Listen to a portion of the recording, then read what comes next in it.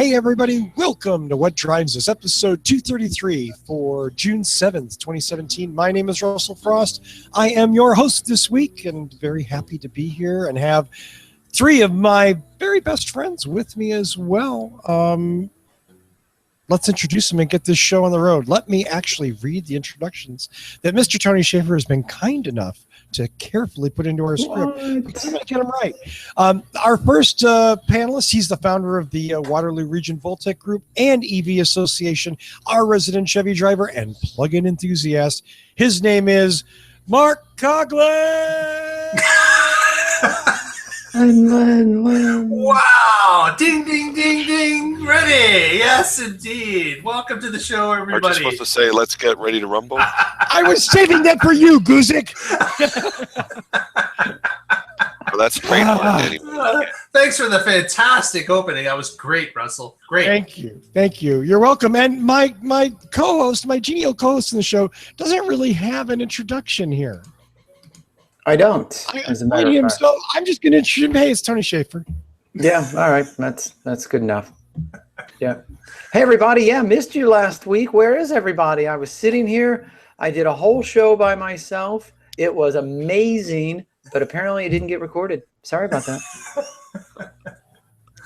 Was it huge? It was huge. Bigly. Yeah. So, and our final panelist this week, we've got our man in Boulder, Colorado, owner of Boulder Hybrids, where he tears down, repairs, and rebuilds hybrids and EVs. His name is, as always, Paul Guzek. Hey, rumble! Let's get ready to rumble! And my beer sponsor this week is Oscar Blues Fugli. So Yes. we're going to get Fugli tonight. Wow. Go Fugly early. Arguably, we're fugly most. I'm sorry. Let me just speak for myself. Some of us more fugly than others. Yeah, I'm sure you're a socially acceptable young man, Paul. I don't want to cramp your style there. But as the evening goes on, we all get better and better. That's right. Does Less that fugly. happen? No. Does that really happen? That's No, just it does perception. Wow, I'm going to start drinking during the show then, because wow. Oh no, wait, that I don't mean that the way that sounds. Well, some of the cars we talk about are certainly fugly. Yes. Maybe like a Dakota. car you just got. Hey, let's not discuss Let's not that. discuss that. Hey, you know what? I want to take a break before I go into my rant here. Let me share.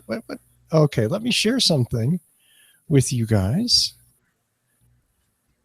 This is there you go. This is footage. Is that burning rubber? That's not burning rubber, baby. I'm in Florida. What is it doing? I'm driving through copious Burning amounts rain? of water flowing down from the sky. Wow. He's hydroplaning. Are you I am not hydroplaning? I am not hydroplaning in this very sure-footed SUV. Is that a waterproof GoPro stuck on the side of the car? That is a waterproof GoPro stuck on the side of the vehicle. And I just love the water. Very cool. I don't know how Yeah. it looks on YouTube. It could be horrifying with pixelation and whatnot. But Well, it looks, with global warming, you wait a few years, you'll be underwater in that car, and it will become a submarine. in Florida, yeah.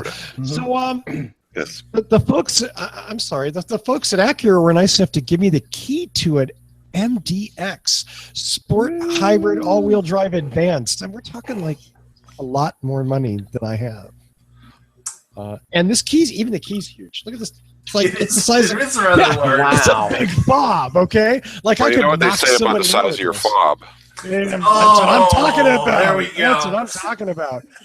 My fob be hanging, baby. Mhm. So anyway, look forward to that. I'm just finishing up my Toyota Avalon review of the Avalon Hybrid Limited. That will come out soon on the What Drives Us channel. So 2 exciting video reviews and many more to come in coming weeks. So the first things. Wait, hold on. I'm sorry. Real quick, I have to interrupt. I have to do this. Something that just came out in our online chat for those of you watching and participating are now aware that today is Lee Moon's birthday. Hey, that's right. Happy birthday. Yes. Thank you. Mr. Lee Moon, composer of the theme to our other show. Yes. Thank you, Lee. Yes. And just general great guy. Yeah. But this next little thing that usually goes under the Russell's rant category. This isn't about good people. This is about bad people. And it's someone that I've talked about on the show far too much. And frankly, they're just about to get that like Fisker, Faraday future, like I'm done talking about them sort of thing. But I do think it's a topic that belongs on the show because we don't just talk about just cars. We talk about transportation and advanced technology, sustainable energy, and what is arguably maybe the future of the motor car, car sharing, ride sharing, autonomous driving. And there's no company probably more associated with that than Uber. And there's probably no company that's proven over and over again they're not good enough humans to be in control of several $billion. A story on Recode this week caught my eye that a top Uber executive in charge, the president of the business in the Asia Pacific, was caught distributing the police report from a rape of a woman who was raped by an Uber driver. Honestly, there's no joke to make here. It's just fucking awful. Fired him. Hey, thank you for that. And of course, they're going to do something about it. They claim, but it's just, yeah. They fired him after he had been distributing medical records and showing people medical records for over a year. Yeah. This is, I mean, that's tolerance. And then it's apparently until it gets publicity. Yes, exactly. That's the problem with it. And once again, Travis Kalanick has proven over and over again he has no moral compass whatsoever. And it's all cool, like to play the rah-rah capitalist. Hey, as long as he's successful, he's a winner for the shareholders. But you know what? No, I don't really think you get to be an evil bastard. And my hope here is that those of you who watch the show or know people, stop using Uber, delete the app. Use Lyft, do something else. I'm all for car sharing, and I understand that taxis suck, but there's no reason to give Uber any more money. There just isn't. So stop it, please. And taxis are getting better, at least, with Uber and Lyft. Yes, which is good, and that's a natural result of that. And sadly, Uber isn't getting better, though. Uber's still a shitty, slimy company that rips off their drivers and does all manner of just rotten things. On top of losing $703 million. Was that on their most recent? Yeah. So that market cap's a little less important than it was last week. Something that came up here in the Chicagoland area just this week was we are all familiar with Uber doing peak pricing. So, their rates will go up or down depending on availability, supply and demand. And, like around Wrigley Field, their prices go up because they know there's a lot of people who, want to get out of Wrigley and they can charge more. But what has recently come to light is depending on the destination of the ride, they will charge you what their algorithm says you will be willing to pay. So you go to a mediocre suburb in Chicagoland and you get a mediocre rate. You go to a Gold Coast or a high rent district and your rates go up because, well, clearly you can afford to live here and therefore you can afford to pay more for the ride. Yeah. So what you need to do is go to the neighborhood next to the nice neighborhood and then take a cab the last mile. Have a buddy pick you up. Yeah. What are all the maids and butlers of these wealthy people? How are they getting? They're not taking Uber then. Yeah. Well, apparently not. No. They're taking MTA. Exactly. Ain't nothing wrong with that either. I'm a big fan of public transit. So whatever. That's I don't want to go into it. There are dozens of stories, and we've talked about most of them here, about why Uber is evil. Why Uber is fugly. Yeah, why Uber is just not the kind of company that we want to see succeed. Okay? Right. It's not because of political things or anything else. It's because they're just nasty people. And they proved it over and over again. There's no reason for us to subsidize this. Let's talk about something fun. Please, Mark, save me. I think it's Mark. Is it Mark? There's no saving you. Many have tried, all have failed. Well, I've got a kind of a neat story about EV sales that have been happening. So I'll just share the screen here. And there's a picture of the Prius Prime on the front cover. Now, what could that possibly mean, except that it is the reigning champ for May for plugins, with sales. Now, Mark, do you refer to that as the poor man's Volt? I would, Paul, but I wouldn't bring it up in this forum. Never. Okay. No. So what we've got here is a car that is in short supply, but still sold 1,902 copies in May. So it is well on its way to retain the title. It's starting to jump ahead, and if those inventory amounts would ever loosen up somewhat, you may have a runaway champion here. It's really starting to pick up, and it's selling a lot of copies with limited amounts that are available, as Tony can attest to. Yeah, there is a waiting list. Exactly. But it is good value for what you get, especially in places where there's a nice rebate. Mm-hmm. Well, and that's sort of what I wanted to come at with this, was that, so it turns out the Prime's not, I mean, given the sort of stumbling failure that the first generation Prius plugin was, Prime seemed to have addressed, even though it's still not ideal by some metrics, a lot of people seem to like it. Yeah, absolutely. It is caught the public's attention. And I was going to ask, this group especially, how does it compare to the original Prius Prime, or not Prime at that point, but Prius plugin when it came out? Was it anywhere near triple or quadruple digits on sales? No, it was essentially a compliance car. Yeah, what you really need to understand is that the original Prius plug-in was a Gen 3 Prius with plug-in capabilities jammed into it somehow. Yeah, they literally just took the spare tire out and jammed some batteries in the back deck. Okay, so this was certainly to pick up the ZEV credits. That's what they were after. Right. Yeah, okay. Yeah, pretty much. I mean, but in a way, that's kind of the way first-gen plug-ins go, or hybrids. You look at the first gen Ford Fusion hybrid, and essentially it was a standard Ford Fusion that they turned into a hybrid. The Camry hybrid is kind of the same way. It was a standard hybrid with no trunk because they just filled it with batteries.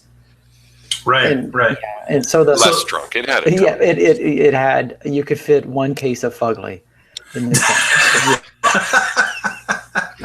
So similar to many, there basically were experiments to try to get them to run and to have the room to put batteries in them and give them a start. Yeah, and I think with the the Prius Prime, Toyota came out early and said, we've got this new platform that they can build all these different cars on, and that platform was designed for hybrid and plug-ins from the ground up. So it's a fully integrated plug-in. And another bit to this story, overall, EVs had a tremendous month in May. For the year in the U.S., we're sitting at over 71,000, almost 72,000, have been delivered. And that is a 44% increase over the first 5 months compared to last year. So quite a jump has happened already in the first 5 months of the year, and they're anticipating that ramp will continue. So this will be another record year for EVs in the U.S. And I may add in Canada as well. And who'd have thought Toyota would be participating in that? Yeah, I mean, good for them. Good for them. I'm not this. That's not me running Toyota down. That's me saying it's nice to see that they've got a vehicle in the running. Good. They should. Exactly. They should have. And my favorite biased opinion would be that the Volt also added 1,817 in the month of May. So a close second. Yeah. I believe the Volt is the car to beat, honestly. I mean, look at the sales record over the last couple of years. Here in Canada, the numbers are very similar. The percentage of sales in plugins are very similar. It's about a 50% increase over last year so far. So we're having a runaway year as well in the first 5 months. Wow. Yeah, that is awesome. I mean, that's like everything we've wanted to see for the last how many years, and just hope that it just keeps going up and up and up. Well, we're going to get our wish this year for sure. Yeah. You know what?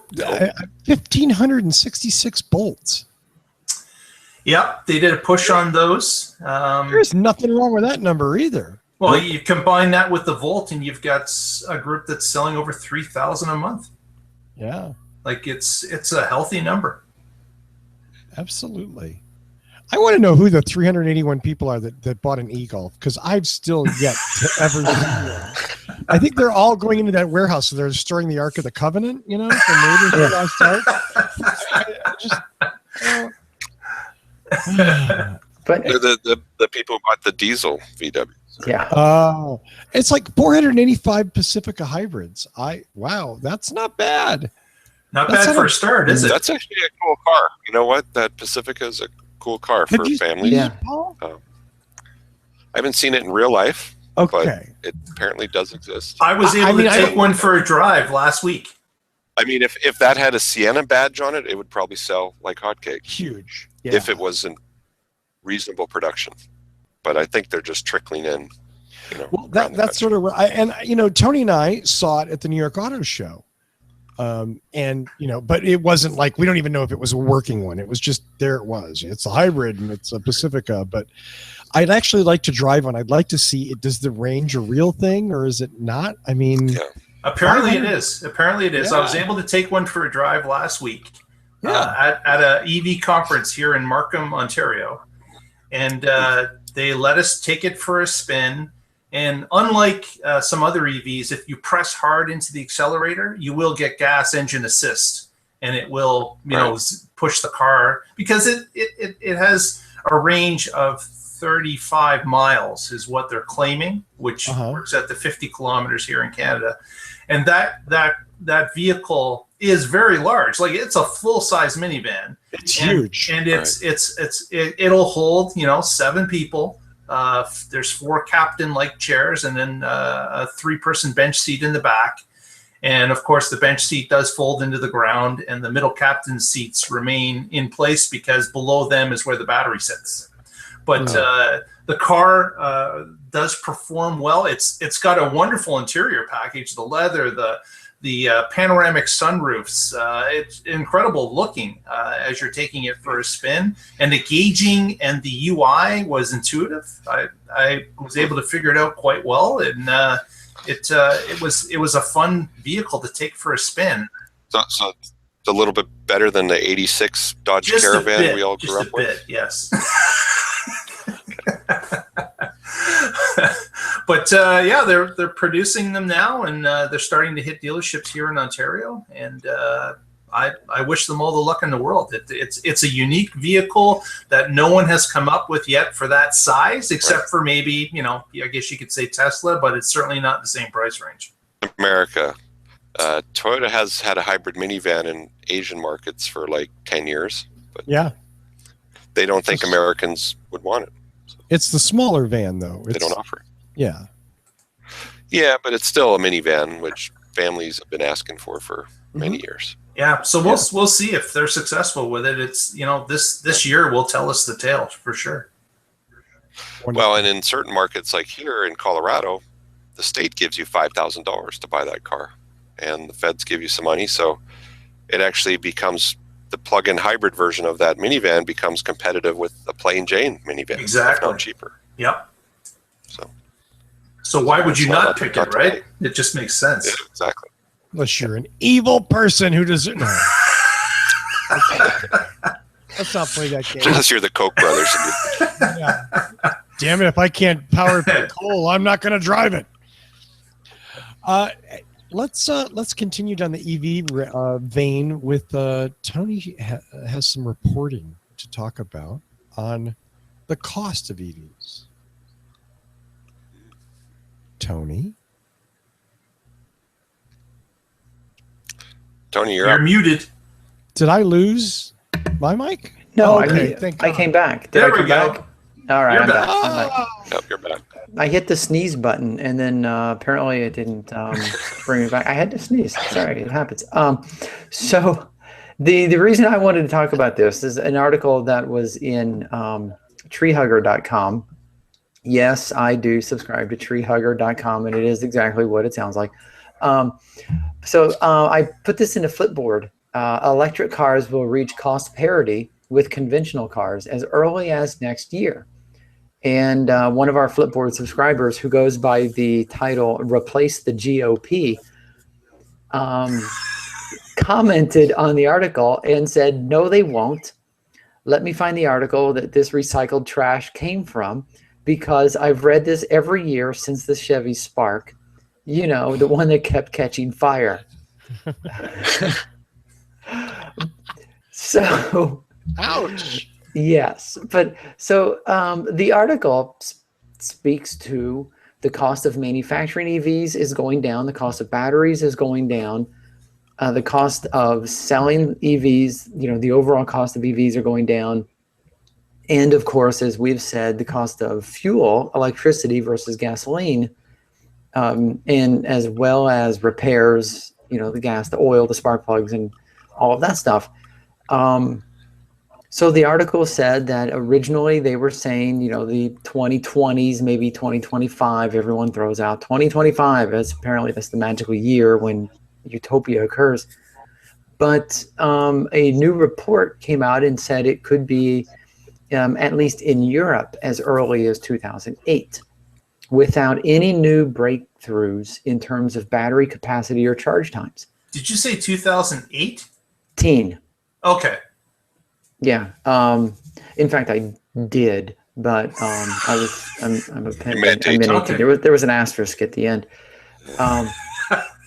So the reason I wanted to talk about this was to just open the conversation and say yes. Or aren't they already cheaper in like Norway anyway? Well, that is one of the things. Yes. In some countries that don't have oil reserves, or you know, the places that have to import all of their gasoline and their oil, and they have a strong like hydrothermal and renewable energy, then yes, electric vehicles are already much cheaper. But to his point, we have heard this almost every year. They keep pushing it out and pushing it out. So the just an open discussion of when is this going to happen? When do we think, you know, EVs are going to reach that that watershed point where it's obvious they're cheaper? 2025. Got it. We're done. Yeah. I think it's a few years out, but I think the next 18 months, if the Model 3 ships, is going to really wake up a lot of people. You know, so I don't think we're going to be able to make meaningful predictions until like 2020, only because we've got to see more. We've got to see more vehicles deployed, more vehicles being offered for sale, and we're not going to see that. We're going to what we got. We got the Model 3. We've got a couple of handfuls of weird designer supercars that don't really matter. So what else are we waiting for? Well, Toyota said they'll have an EV in 2020. I'm sorry? And our government probably won't change till 2020. So there's, All right. But I mean, we've got the new Leaf is coming. I was going to say, we got the next gen Leaf, we've got the Bolt, we've got the C-Max, the i3, you know, the Ioniq EV. Yep. Yeah, the Ioniq EV isn't for sale yet, but coming. Is that what? I'm sorry. Is that what? Well, I missed? the Ioniq Electric went on sale in March. Oh, okay. In certain pure markets. The pure EV? I thought it was just the hybrid. The Hyundai Ioniq Electric, according to Inside EVs, the story we just covered, they sold 5 in March, 19 in April, 5. and 75 in May. So they're spinning up. But okay, so yeah. Okay. And maybe one day there might be a Mitsubishi Outlander on this side of the ocean. You keep hanging on to that, don't you? Yeah. I keep hanging. Unfortunately, they will probably come out the day they go out of business in North America. Right, exactly. That'll be the poignancy of it. Well, we're going to release this tomorrow, but we're going to include bankruptcy instead. So, yeah. So Eric Stevens in the chat room says it's going to take at least 10 to 12 years to at least 2 more development cycles, and that's possible. Yeah. And then what my prediction would be, it would take 2 to 3 development cycles after that to get the gasoline cars off the road if people hold on to their cars for 10 to 15 years. Which they are. Yeah. And I think they just send them to Cuba. Poor Cuba. Yeah. Like just starting to get their shipments of K cars right now. Yeah. You really hate them. Just, And the 86 caravans. Right. That's so sad. Well, let's talk about something else that makes me sad. How's that? Would anyone like to know what makes me sad? Absolutely. Is it Uber? Is it Uber? No, it's stuff like this. Autoblog reported, and this is a week and a half old. So, but I've had it because I wanted to just scream about it. Once again, here's another. This is and BMW's had at least half a dozen of these concept zero emissions bikes. That's a concept rendering, right? It's not a real thing.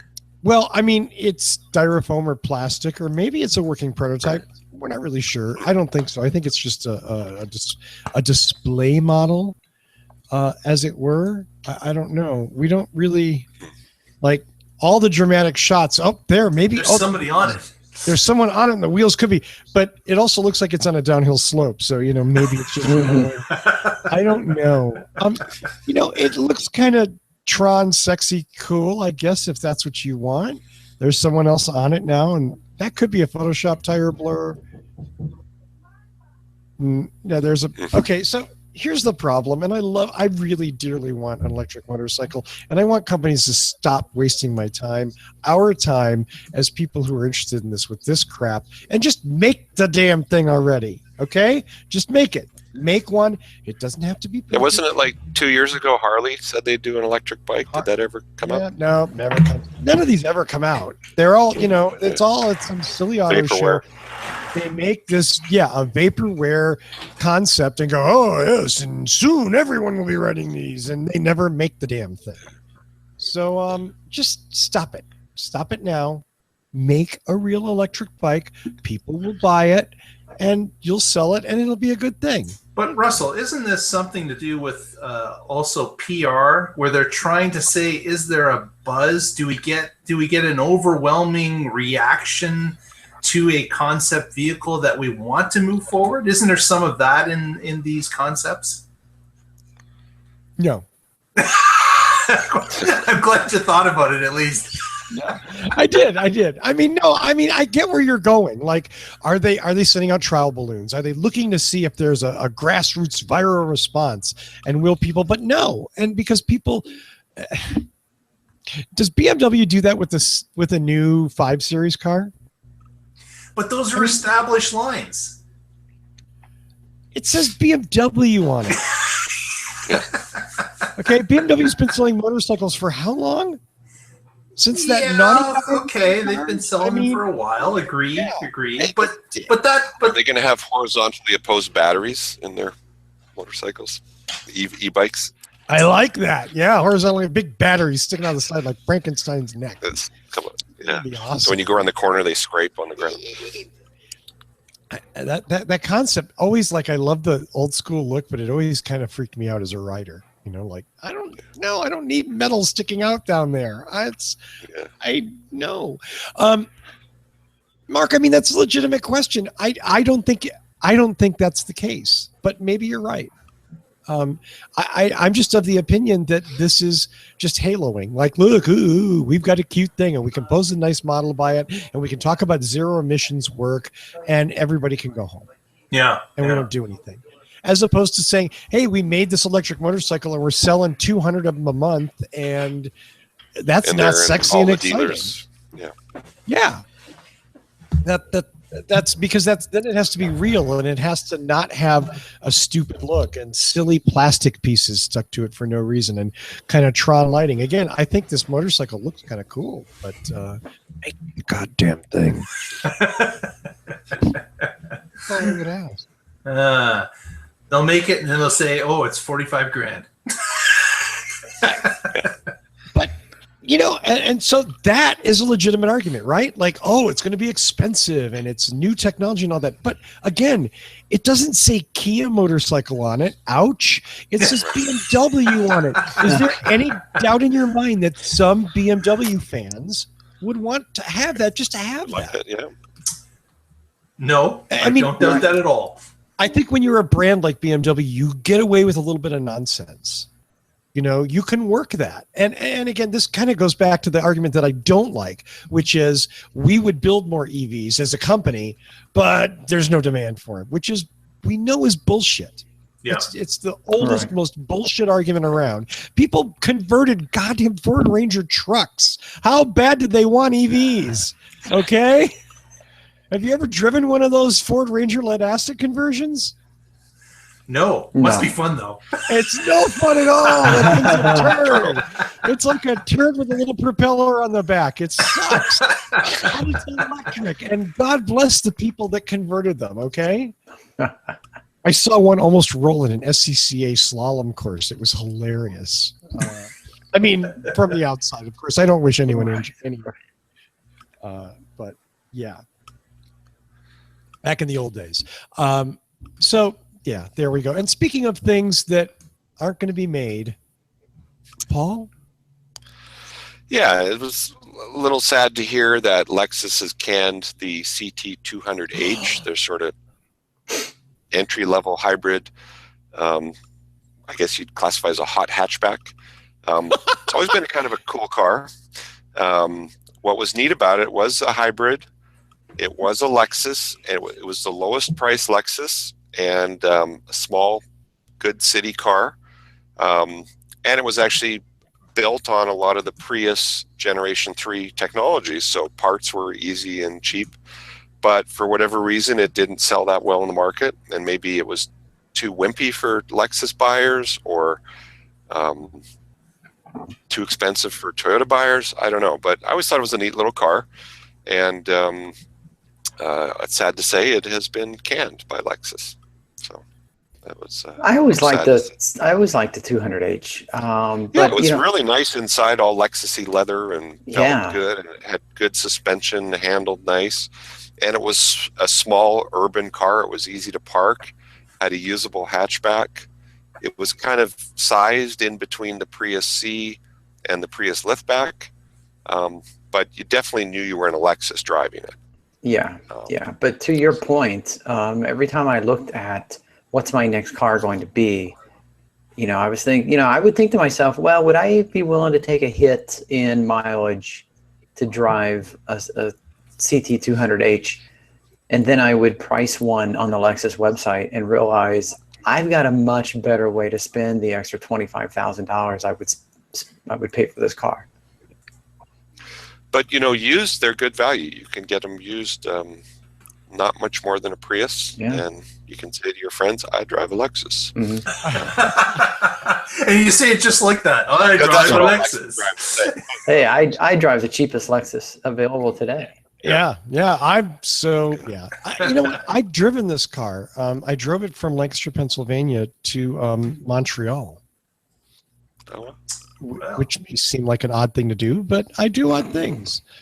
And I kind of liked it, and I kind of get why it might be going away. I'll be honest, I think the base reason why this is going away has nothing to do with the vehicle itself. It's not a commentary on the vehicle or the hybrid nature or its performance or non-performance. I think Lexus doesn't want to show that cheaper price point. Yeah. Or they just didn't market it. People would come in and say, hey, I heard you got a cheap Lexus. And they're like, hey, you want to buy this fancy, expensive one? Yeah. Obviously, if it sold well, they would be keeping it. So I don't know what the numbers were, but they must not have been that impressive for them to can it. Yeah. So. But didn't they say they did have a beautiful caramel colored leather interior, I remember. Yeah. So it's sorry, go ahead, Tony. Yeah, as I say, the article says that they sold just over 8,900 in 2016, which is really not much in the grand scheme of things. Is that I don't know how that compares to any other Lexus, though. Oh yeah, I don't know how it compares to other Lexus, but compared to it's not very many cars. It's not, compared to the EVs that and the plugins that we were just talking about. I mean, to sell 8,900 in an entire year when we're looking at 18,000, 19,000 a month. Not so good. Well, I enjoyed my time in the car. I didn't think it was. I drove one of the F Sport hybrids, and it was cool. It was fun. Yeah. It got me to Canada and back. They let you in, huh? And yet you chose to leave? I'm just going to say, if only I'd known what was coming, I might not have left. Getting into Canada was a piece of cake. Getting out of Canada was a lot harder. That was you on Canadian Border Patrol. No, I trying to smuggle some poutine out of the country or something. Well, I had two problems. Do you want me to tell this story? You don't care. Sure. Yeah, let's just go on. No, I've been shooting work for a company that made explosives. Okay. Oh, the bomb sniffing dogs got you. Literally in a bunker, in a no electricity Second World War bunker outside of Montreal. I was shooting photographing for a company that made explosives in Canada, and I borrowed the Lexus to drive up there because I wanted to give it a nice road test, right? So.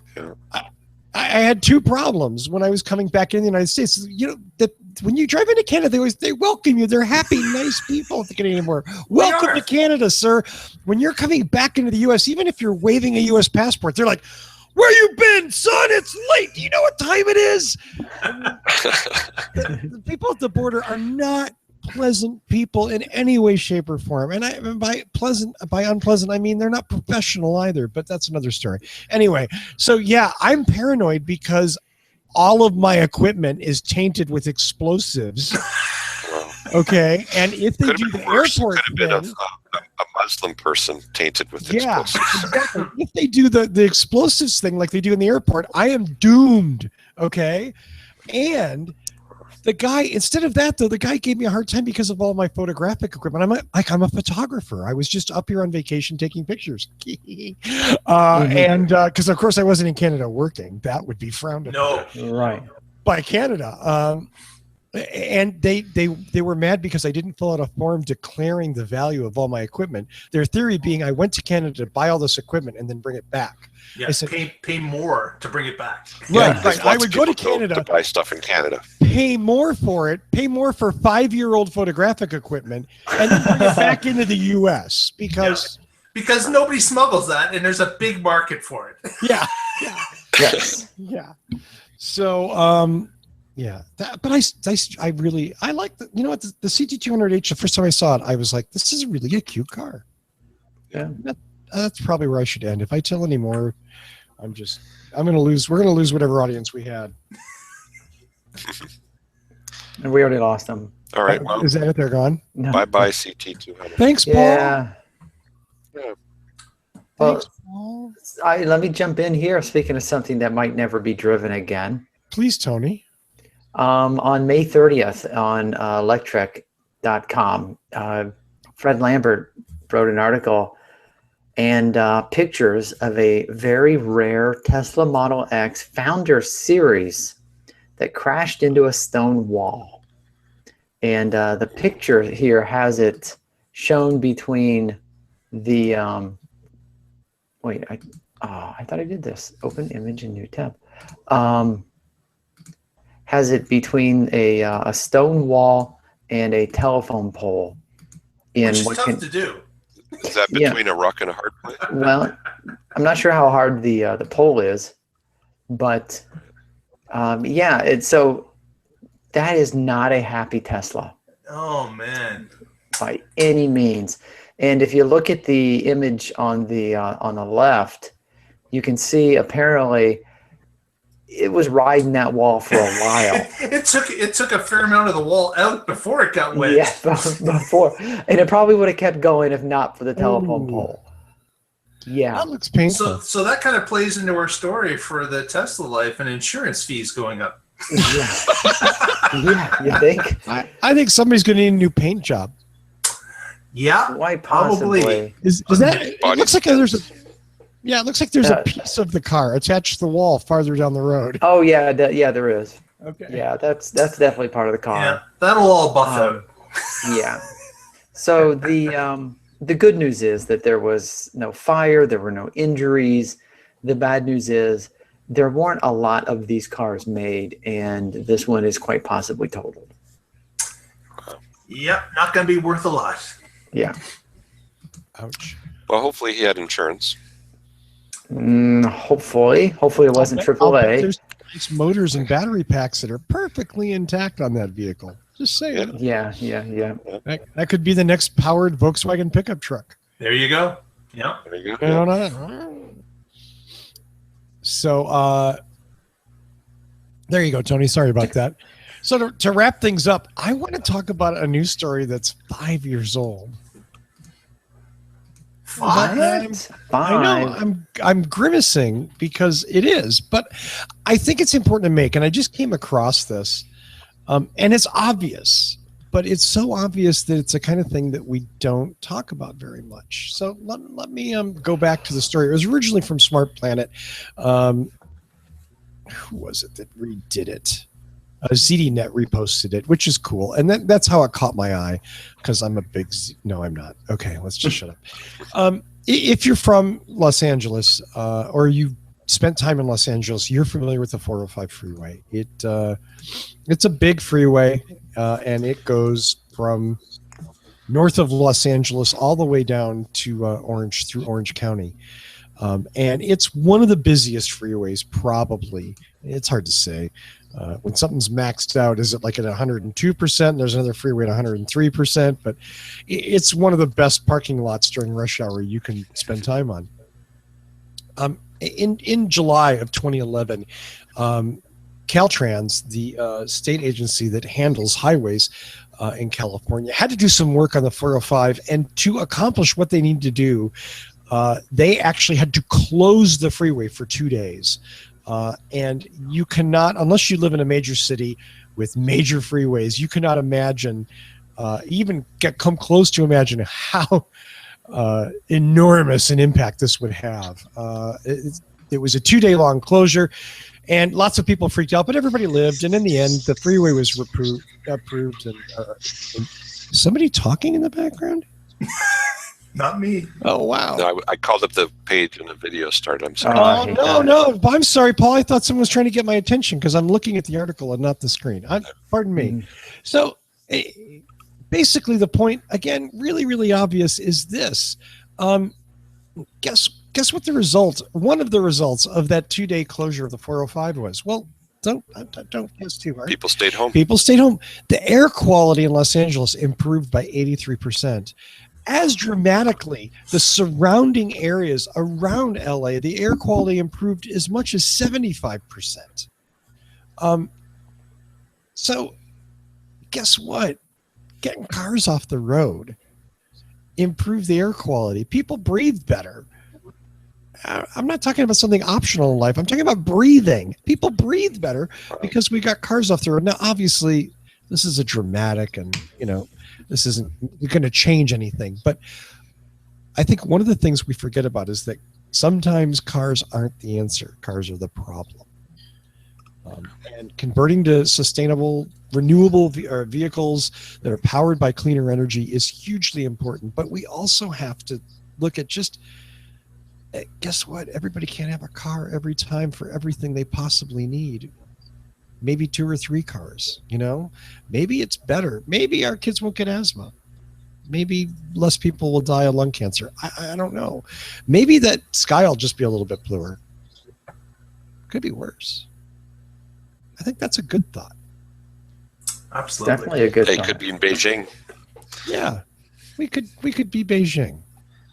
I think that's why we, at least as far as I'm concerned, that's why we do this. That's why we rally around these things. That's why we want to push technology. It's not just because it's new and it's cool and it's high tech. It's because it's everybody wins. There's unless you're an oil tycoon, in which case I don't care. But I mean, not only do we get to drive cool cars that are fun to drive, but our kids and our grandkids get to breathe air without asthma. Yeah. Go figure. Here's a great photo. And I mean, just forgive me for one photo. There's Beijing. Cool. Who doesn't want that? Come on, kids. Yeah. That's spiffy. Man. Yeah. And you know what? You only have to be as old as I am, which is pretty damn old, actually, to remember. Yeah, LA used to look like that. Well, I mean, maybe not quite that bad. No. But I mean, how many? The joke was like, it's a wonderful place to live, and you can see the mountains 5 days a year. And it was literally like when a Santa Ana would come in or a storm would come in, blow the pollution out into the desert, or scrub the air clean for a day or so, and you could see the mountains that surrounded LA. Now it's significantly cleaner. So make fun of California emissions controls all you want. Guess what? Less people are getting sick and dying in California because of them. Yeah, it's actually working. Yeah. Yeah. So, I get it. They've got lots of laws. Guess what? They also have cleaner air than they used to have. Yeah. So that's important. Clean air. Yeah. I kind of brought everybody down, didn't I? Not really. Well, not really. That's a good news story. Okay. Yeah. I thought that was kind of a happy thing. Like, look, this works. Mm-hmm. There's no argument. This works. Take cars off the road. The air gets cleaner. Go figure. Okay. Who wants to? Well, take internal combustion engine cars off the road. Air gets cleaner. Yes. Yeah. But lots of EVs on the road, it probably won't affect the air quality that much. We can still sit in a parking lot, but we can breathe the air. Right. Yeah. Right. I mean, we're going to have to power the EVs somehow, and obviously we can do a lot of that with renewable energy. But we have to work harder at that too. We can't just fall back on nuclear power or natural gas and go, well, it's better than coal. Gosh, thanks. We bested the 19th century. Yay. That's awesome. Or does coal go back? Actually, coal goes back farther than that, doesn't it? 19th, maybe 18th century. Yeah. Sorry. I was asleep that day in history. Let's do some shout outs and go home, kids. How about Mr. Coughlin? Just like to say hello to the Waterloo Region EV group and Voltec group. And also, we happen to have a little fun function yesterday called the Electric Cruise that we put on. And we had had 20 EVs show up in downtown Kitchener. And just a couple of shots from the festivities. We had some Teslas. We had Bolts. We had a tent. We actually had a tent. That's a Falcon Wing door. I'm sorry. That's a Tesla. I was like, is that a tent coming out of the back of that Tesla? What the hell? And we had Bolt on site and Volts and Nissan Leafs. And we even had a BMW conversion from 1973. No way. Lead acid batteries, the whole deal. It was fantastic. Wow. Yeah. So we had a great time, and thank you to all that participated and showed up, and hopefully we'll do it again this summer soon. Amazing. Very cool, Mark. Nice. Very cool. Tony, should we talk about, should we go back on the script here? We could probably tell people to... Okay, then I can say, if I may, be sure to visit us at our main site, whatdrives.us, where we post every show in audio and video form for streaming or downloading. Also at whatdrives.us, we started posting articles and reviews from the experts you see right here, right down there. Want to learn how to drive more efficiently? Yeah, one of those talking heads, Tony, wrote the definitive series on it. Our complete archives and more at whatdrives.us. And since I'm the resident Prius driver, I will say that if you own a Prius and you need accessories or fun stuff, or maybe you don't need them, you just really, really want them, you should go to the Prius shop for all your accessory needs. And that is at priuschat.com/shop. Every item sold at the Prius shop was made by Prius owners or inspected and tested by one of those two. No, not made by, I think. That might be... Right. We have a bunch of 12-year-old Prius owners. Trained in machines in North Carolina making Prius accessories. Making Prius accessories, exactly. Yes. Oh, my God. You mean these mud flaps were whittled by a 10-year-old? Yes, sir, they were. Yes, sir. While ingesting lead paint. Oh, no. Oh, there's a nice picture. We have to give them something to drink, you know? Oh, terrible. That's what the union says. Tony, I take the next one. Do you take the next one too? Yeah, well, I'll say if you, in case you didn't know, and most of the regulars already know, so I'm just going to say facebook.com/whatdrivesus, Flipboard, check out the What Drives Us magazine. And seriously, I want to make it clear there's so much EV and alt fuel news on a daily basis. We can't possibly get to it all in 1 hour, once a week. So if you really want to keep up with the tech and the trends, the headlines, subscribe to our Flipboard page. Philip Barclay and I do as best we can to keep the news stories rolling. In fact, I checked, there were, get this, there were 10,500 viewers to our page on Flipboard. Wow. Yes, 10,500. So we've got to be doing something right. If you're not checking out our Flipboard magazine, you're certainly missing out on something. Nice work, both you and be Philip. Right on. Thanks, Philip. Way to go. I want to, as always, thank Michael Mannering for our amazing theme music. You can visit him at manthing.com. Buy his stuff on iTunes. CD Baby. Thank you, Michael. I need a title. Anybody have a title? Oh, geez. The only thing I wrote down during the show was, and we were talking about fitting it in the car, the only thing that would fit was one case of Fugli. One case of Fugli. How about combine your two favorite things, like Uber is Fugli? You're link baiting me. That's beautiful, Paul. Yeah, you can just go with Uber socks. Yeah. Okay, I'll put that down. Fugli Uber? Anything? This is where I should have been in the chat room because I'm thinking the chat room's about to explode with Yeah, maybe we'll get a suggestion from there. Is it? Okay. Well, let me know. Let me know if we do. And so I obviously, as always, want to thank all of the amazing people that make this show what it is. Paul, Tony, Mark, thank you so much. And of course, thanks to all of you who download the show and watch and can see me sticking my finger in your virtual eye, or who are just listening to it and I've just been kind of tickling your ear quietly. Sort of disgusting. Thank you. Tune in next week and find out what drives us. See ya. Wait, I like the good part.